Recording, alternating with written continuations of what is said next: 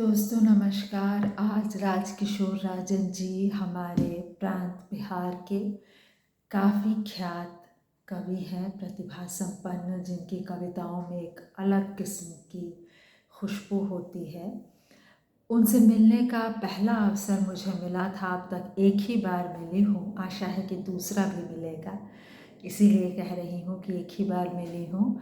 और उस दिन मैं तस्वीर लेना चूक गई और ये अवसर प्रदान किया नंद किशोर नंदन जी, हमारे शहर मुजफ्फरपुर के चर्चित साहित्यकार हैं।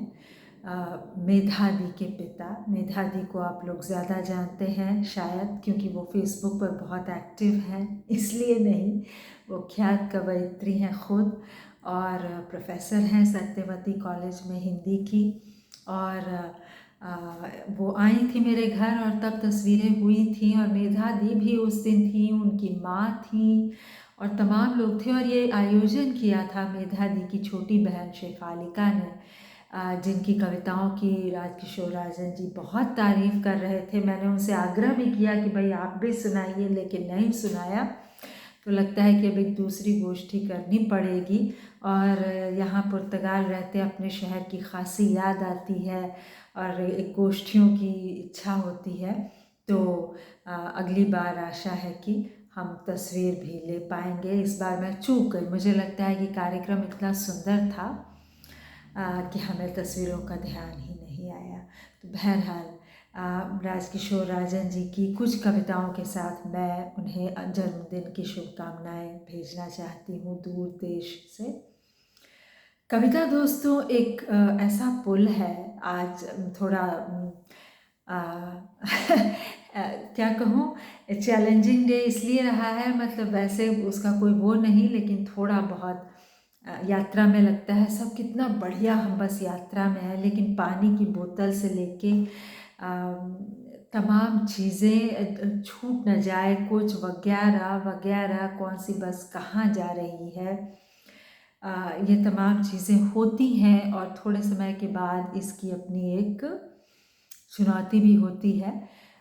तो इस पे 1000 कविताएं हैं, बहुत कवियों ने लिखी हैं, बहुत लिखेंगे, मैं भी उनमें कहीं शामिल हो जाऊं, यही कोशिश है। फिलहाल कविताएं राजकिशोर राजन जी की ये यात्रा कविताएं नहीं हैं, ये बहुत गहरे जीवन में उतरती कविताएं, यात्रा की कविताएं भी जीवन में उतरती हुई हो सकती हैं, वो मैंने एक अलग बात की। ये फिलहाल हम गंभीर होकर इसलिए सुने कि पहली जो मैं सुनाऊंगी तो एकदम मिट्टी की गंध की कविता है, और उसके बाद जो है वो थोड़े से दुख की ओर हमें ले जाएगी, तब मैं साझा करूँगी।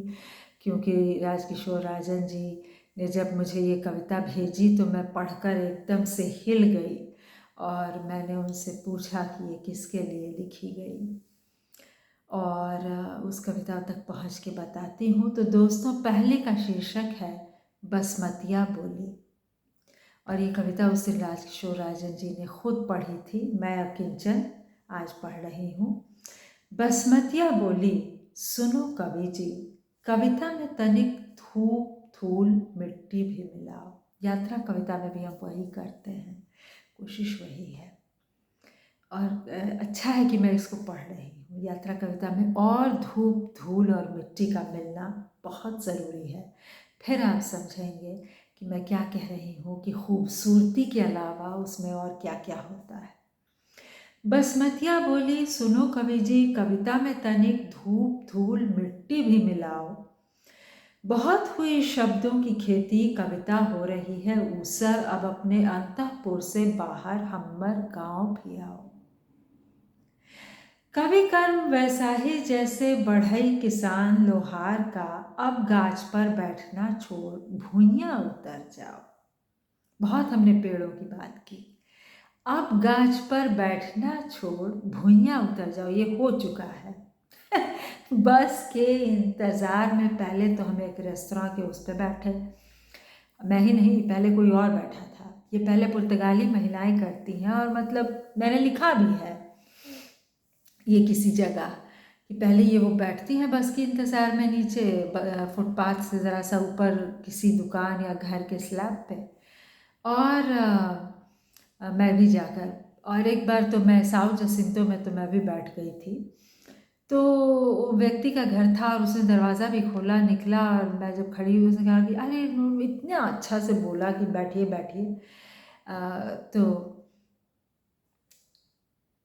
ये है धूप धूल मिट्टी, अब गाछ पर बैठना छोड़ भुइयाँ उतर आओ, बसमतिया बोली सुनो कवि जी हम भी बाँचे तुम्हारी कविता, उसे ऐसा बनाओ।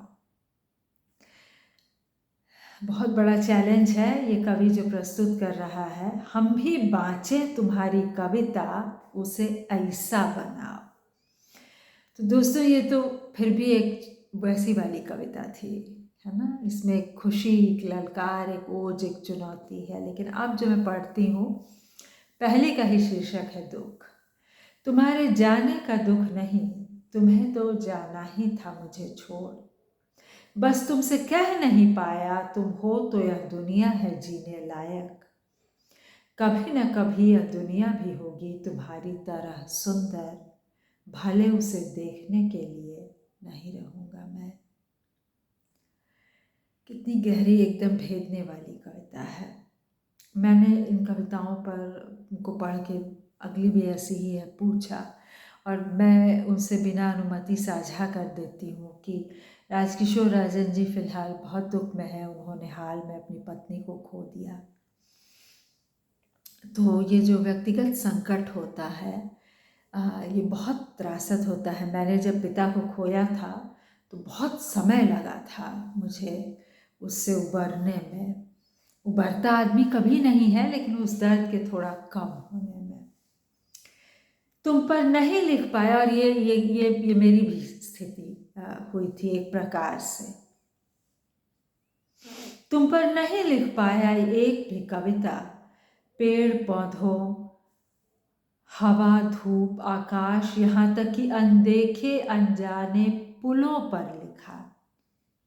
हम सब ने लिखा है, अनदेखे अनजाने पुलों पर लिखा, दुनिया जहान के सैकड़ों विषयों सुख दुख पर लिखा, पर तुम पर नहीं लिखी कोई कविता।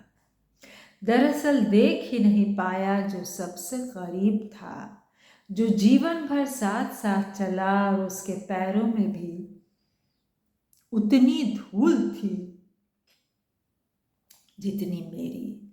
उसके पैरों में भी उतनी धूल थी जितनी मेरी, उसके पैरों में उतने ही छाले थे जितने मेरे। यात्रा का विरल अनुभव उसका उतना ही जितना मेरा। वह जीवन भर सुनती रही मेरी कविताएं, और मुझे इतना भी ज्ञात न हुआ वह उसकी भी कविताएं थीं जितनी मेरी। यह कितनी लज्जाजनक बात है, मैं उसे सुनाता रहा कविताएं। वह सुनती रही, कभी मुस्कुराते कभी उदास होकर। मैं अभिभूत था अपनी कविताओं पर और वह मुझ पर। ये जेंडर बदलने से नहीं होता, औरों के साथ हुआ होगा। और मैं वैसे कहती हूँ कि मैं भाग्य में विश्वास नहीं करती, खुद ही को कर बुलंद इतना।